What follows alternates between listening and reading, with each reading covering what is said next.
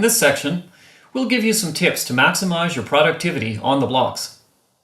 Of course, you shouldn't worry about productivity and hitting big numbers until you get the basics down, namely planting acceptable quality and making it home safely for dinner each night. We'll talk about efficient planting techniques and efficient work strategies. We'll also talk about how to stay organized and how to stay focused. In the end, it'll mean more money in the bank for you. Maintaining a high level of health and safety is a requirement of good productivity. If you're injured or sick, your productivity will decrease.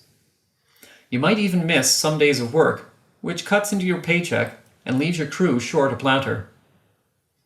Eat well, sleep well, and practice techniques that minimize the chance of musculoskeletal injuries. Wear and use the right gear.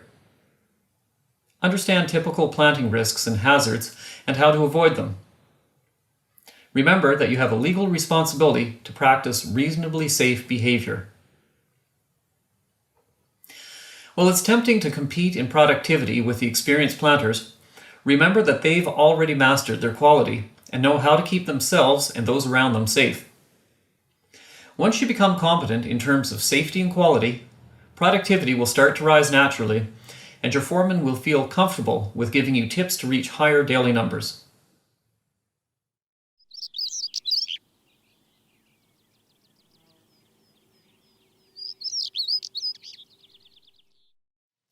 Never underestimate the effect that being organized can have on your productivity and earnings. Don't be lazy, be organized. As a planter, making sure you're informed and ready to go at the beginning of each day makes a big difference in terms of how productive you are. Here are some helpful ways to stay on top of your organization. Remember this rhyme: boots, bags, shovel, water, lunch. Every morning before you get into the truck, do a visual inspection to make sure you have all 5 of these items. Always fill your water jug at night. It beats the lineup, and on cold camp mornings, the water lines might be frozen, so you could be out of luck. Repair or replace any worn or torn gear as soon as you notice it. Don't wait until the end of the shift to do something that you could have done that evening. Know the weather forecast and potential site conditions for the next day, so you can organize any clothing or special gear in the evening. Don't leave it for the morning. Know the contract specs. If you don't, or if you forget, ask your foreman. Know what to do in an emergency. Run through possible scenarios in your head. Know where to find emergency contact information and how to work things like the VHF radios and satellite phones. Always know what radio channel to use to call for help. Assume that your foreman, the person who is normally in charge, is the one who is hurt and unconscious. Your foreman should verbally test you once in a while on a drive home from the block by giving a potential disaster scenario and asking you to walk through all the steps that need to be taken in that situation. Keep track of your tallies every day. Write them down in a diary along with information such as prices, block numbers, who you are working with, what the weather was like, and any other notable information that can help jog your memory about things that happened that day.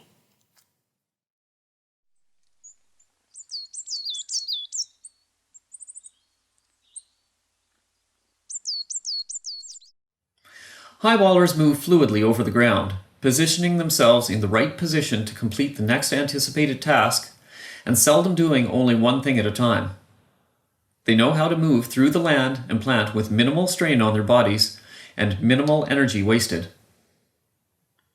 Planting has many steps: bagging up, looking for naturals, looking for a good microsite, moving to it, screefing if needed, driving the shovel into the ground, opening the hole, inserting a seedling, closing the hole, flagging if needed, looking for the next trees, and then doing this all over again and again and again.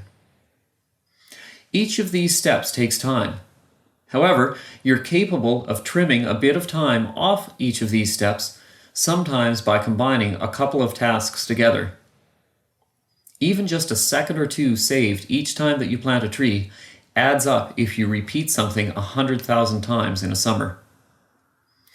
Here are some techniques to help you maximize your productivity. Always plan ahead. Be looking for the spot for your next tree as soon as your current tree is in the ground. Eventually, you'll get to a point where you're skilled enough to always be planning the next 2 or 3 trees ahead of you. Learn to plant ambidextrously. Sometimes the best microsite is in a spot which is awkward to deal with in your normal planting stance, but if you're able to quickly reverse your shovel hand, you might find that spot easier to deal with. If I had to give one single piece of advice to new planters, just one, other than wearing seatbelts, that would be it. Learn to plant ambi. Sometimes being lazy is not a bad thing. If you pick a microsite that's easy to plant in and still meets requirements, that's smarter than putting more effort into a more difficult microsite. I guess that rather than saying it's good to be lazy, I should say that it's smart to be efficient. In both situations, the goal is to conserve energy. Use the spacing tolerance to your advantage. Don't aim for perfect spacing, aim for perfect average spacing, but be willing to fluctuate by a foot or so to find the best spots. Practice movements and approaches that conserve energy. Don't bend over twice for one tree. Always think of ways to multitask, i.e., grabbing a seedling while you're in the process of walking to the next spot. Always plant the back of your piece first. Learn about piece management techniques to make your approach to planting more efficient and to minimize inefficient things like dead walking.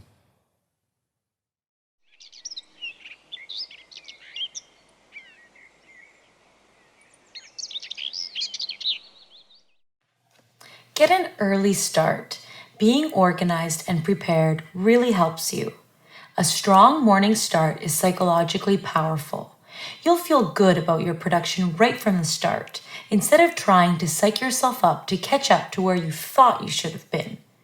The afternoon heat and fatigue will slow you down, so the morning plant is really important in achieving high production. Area planting involves the proper spacing of trees on one small chunk of your total piece at a time. This approach works best for fragmented pieces or blocks where there's an abundance of slash, rock outcrops, large stumps, or other obstacles, since you can choose the most efficient path from tree to tree within your small area. Note where you are and what you have covered. Then, after you've planted that area, mentally mark off another small patch to plant, with full coverage in mind. Line planting is straightforward and requires less thought than area planting. As a first-year planter, this is the approach that you should take while you're learning to plant. It's best suited to clear ground and open areas. Don't automatically think that because you hear vets talking about area planting, that line planting is not always efficient. In clear, straightforward ground, line planting is actually better than area planting. Area planting really only becomes quite useful when you're on very difficult blocks with lots of slash. Of course, as a first-year planter, you'll think that all your blocks are terrible, but chances are good that you'll be working on fairly simple ground when you're a rookie. Try to keep a steady pace. If you take numerous very short breaks of a minute or so during the day to allow yourself to catch your breath or take a small drink of water, that's better than taking one long extended break.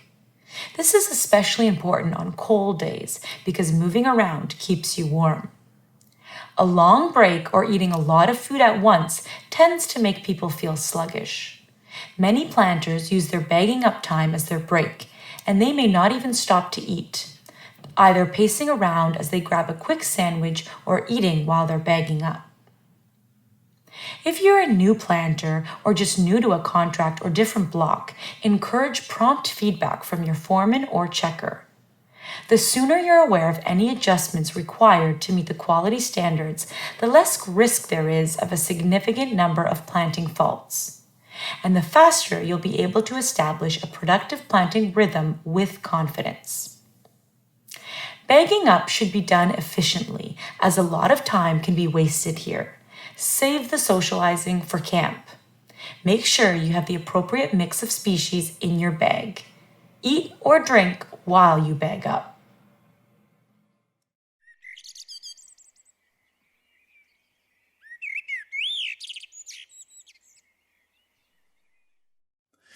Some planters find that a certain relaxed mental focus is helpful in maintaining efficiency on the job. They see planting as a type of meditation, and they do what's called getting into the zone or zoning out.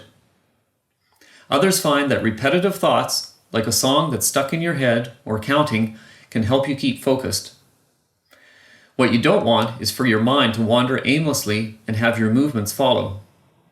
You need to be constantly aware of your surroundings, of the other trees and obstacles around you, where you'll put your shovel next, and how to be as efficient and effective as possible. Ideally, you're thinking about the next spot or next few spots to be planted. This helps you cover the ground needed without working yourself into a corner that requires backtracking. Backtracking is a waste of time. Productive planters are not only moving quickly, they're also incredibly aware of their surroundings. They make numerous decisions in fractions of a second to make the most of the time taken while moving between planting spots. They use flagging tape, natural boundaries, and terrain to keep track of areas that haven't been planted yet. They avoid areas that have already been planted.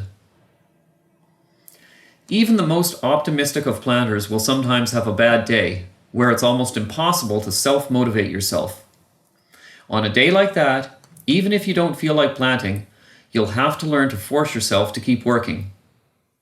Face it, no matter how miserable you are, you're going to be stuck on the block for 10 hours. You may as well make some money while you're there. If you're trying to learn more about the tree planting industry in Canada, then a book called Step by Step, A Tree Planter's Handbook, is going to be your #1 source for information. All of the information in these videos came from Step by Step, although the book contains about 3 times as much information as the videos do. Let's take a quick look at what's inside. Why do we plant trees? Health. Working safely and hazards. Vehicles and transportation. Camp life and other lodging. Map reading. Nature and the environment. Basic silviculture knowledge. Stock handling. Common coniferous trees. Prescriptions and planning. Planting equipment. Camping gear and clothing. Planting a seedling. Meeting quality requirements, density and excess, site preparation, additional planting techniques, maximizing productivity, planting throughout Canada, applying for a job, working with helicopters, coastal planting, logging and harvesting, other silviculture work. And there's more. The few hundred pages that you just saw represent only a bit more than a third of the full book. To order a copy today, search for it on Amazon or visit replant.ca/step-by-step.